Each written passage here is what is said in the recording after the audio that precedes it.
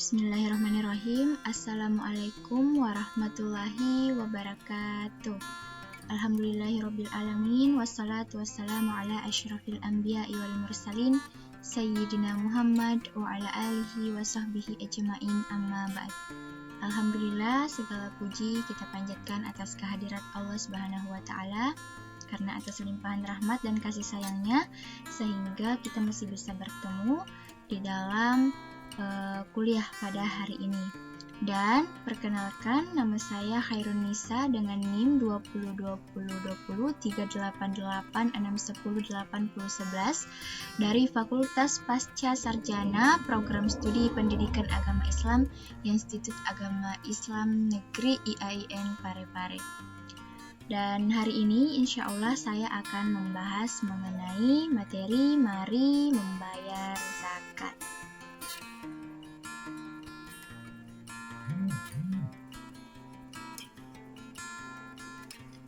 Nah, adapun pembahasan materi kita pada hari ini ada beberapa, yakni tentang makna zakat, tujuan melaksanakan zakat, ketentuan zakat, macam-macam zakat, serta hikmah membayar zakat. Yang pertama adalah mengenai makna zakat. Nah, berzakat termasuk rukun Islam yang ketiga. Ibadah zakat ini mulai diwajibkan pada tahun kedua Hijriah. Menurut bahasa, zakat berasal dari kata zakka yuzaki tazkiyatan zakatan, yang berarti bersih, suci, tumbuh, dan berkembang.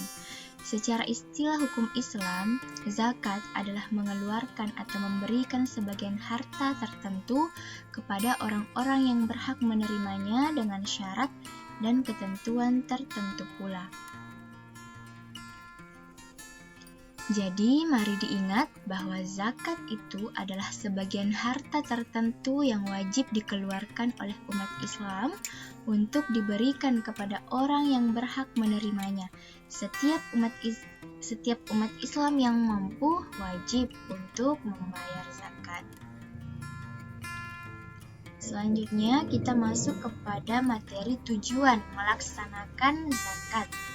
Nah, zakat bertujuan untuk membersihkan dan menyucikan jiwa dan harta orang yang berzakat. Membayar zakat bertujuan untuk membersihkan dan mensucikan harta yang kita miliki agar tercipta kedamaian dan ketentraman jiwa.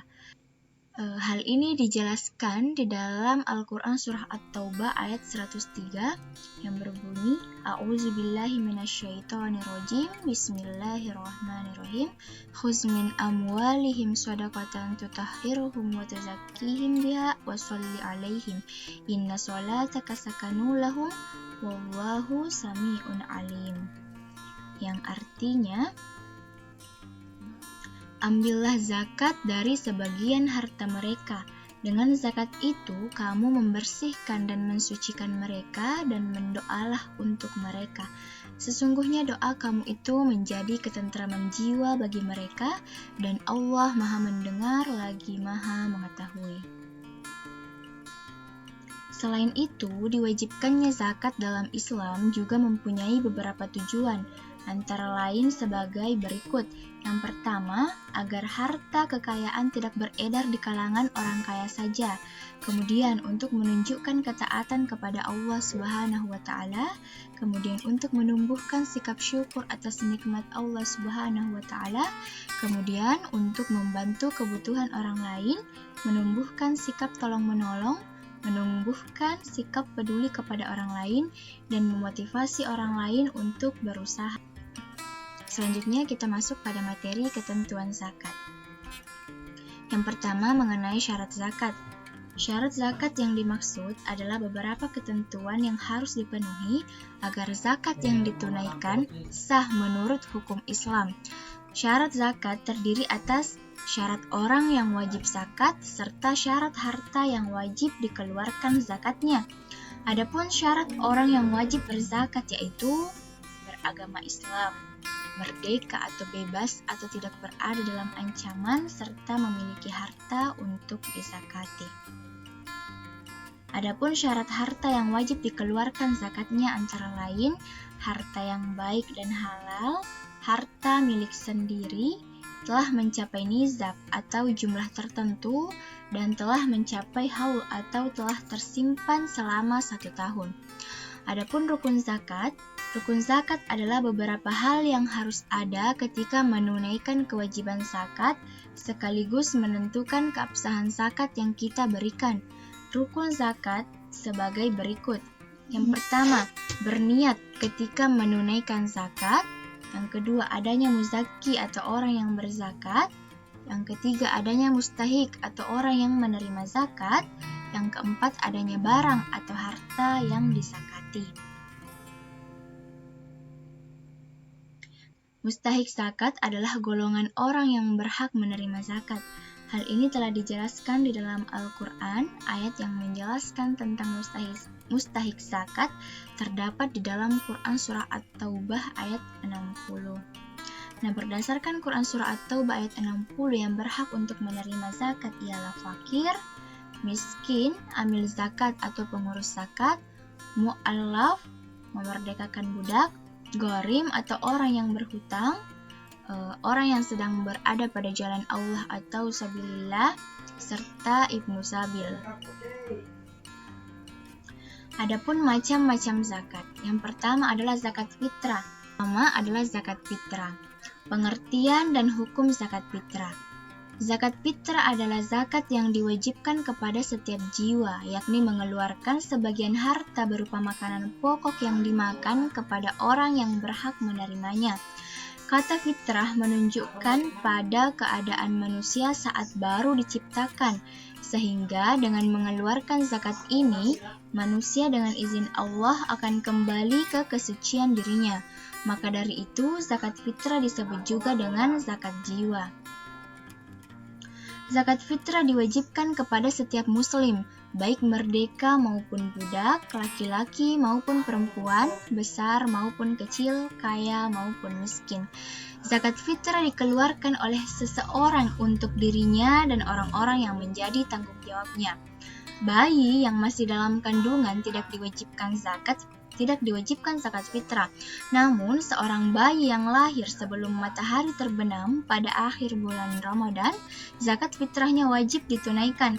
Demikian juga jika seseorang yang meninggal dunia setelah matahari terbenam pada hari terakhir di bulan Ramadan, zakat fitrah wajib pula dibayarkan. Adapun kadar zakat fitrah yakni sebesar 1 sa' atau 2,5 kg atau 3,1 liter berupa makanan pokok yang kita makan sehari-hari seperti kurma, gandum, sagu, atau beras. Selain itu, membayar zakat fitrah juga dilakukan dengan uang sebagai pengganti beras atau makanan pokok sesuai dengan harga di pasar. Adapun waktu membayar zakat fitrah, waktu utama untuk mengeluarkan zakat fitrah adalah sejak terbit fajar Idul Fitri hingga menjelang sholat Idul Fitri. Tetapi zakat fitrah dapat juga dikeluarkan sejak awal bulan Ramadan sampai akhir bulan Ramadan. Apabila zakat fitrah diserahkan setelah selesai sholat Id, maka zakat tersebut tidak termasuk dalam kategori zakat fitrah, melainkan sedekah biasa. Adapun niat untuk mengeluarkan zakat fitrah untuk diri kita sendiri adalah sebagai berikut. Nawaitu an uhraha zakat al-fitrah an-nafsi fardal lillahi ta'ala. Bagi orang tua yang memiliki seorang anak yang masih bayi, balita, atau mungkin belum bisa membaca niat zakat fitrah, maka bisa diwakilkan kepada orang tuanya. Adapun lafaz niatnya yaitu nawaitu an ukhrija zakatal fitrah an, kemudian disebut namanya fardal lillahi ta'ala.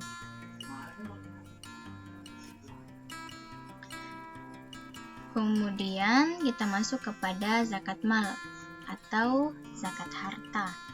Nah, pengertian zakat mal. Zakat mal artinya zakat harta, yaitu zakat yang dikeluarkan disebabkan oleh harta yang dimiliki oleh seseorang dengan syarat dan ketentuan yang telah ditetapkan dalam hukum Islam. Mal berasal dari bahasa Arab yang berarti harta. Hukum mengeluarkan zakat mal adalah wajib bagi orang yang telah memenuhi syaratnya.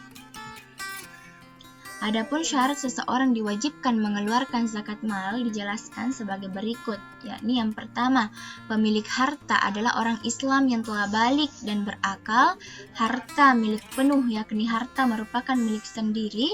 Kemudian yang ketiga, berkembang, yakni harta memiliki potensi untuk berkembang. Kemudian yang keempat, mencapai nizab, yakni harta telah mencapai jumlah tertentu. Kemudian bebas dari hutang, yakni harta yang diperoleh harus dengan usaha sendiri. Kemudian telah mencapai 1 tahun atau haul. Kemudian yang ketujuh, dapat diambil manfaatnya, contohnya rumah, mobil, ternak, hasil pertanian, uang, emas, perak, dan lain sebagainya. Kemudian selanjutnya kita masuk kepada hikmah membayar zakat. Zakat memiliki banyak hikmah, baik yang berkaitan dengan hubungan manusia dengan Allah Subhanahu wa Ta'ala maupun hubungan sosial kemasyarakatan di antara manusia. Adapun hikmah diwajibkannya zakat adalah sebagai berikut, yakni ungkapan rasa syukur kepada Allah Subhanahu wa Ta'ala.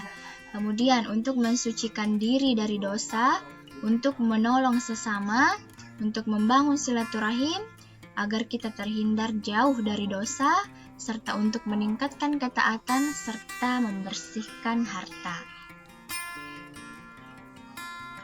Nah, demikianlah penjelasan saya atau materi singkat yang sempat saya bawakan pada hari ini mengenai zakat. Semoga apa yang saya sampaikan dapat bermanfaat bagi kita semua, terlebih-lebih bagi pribadi diri saya sendiri.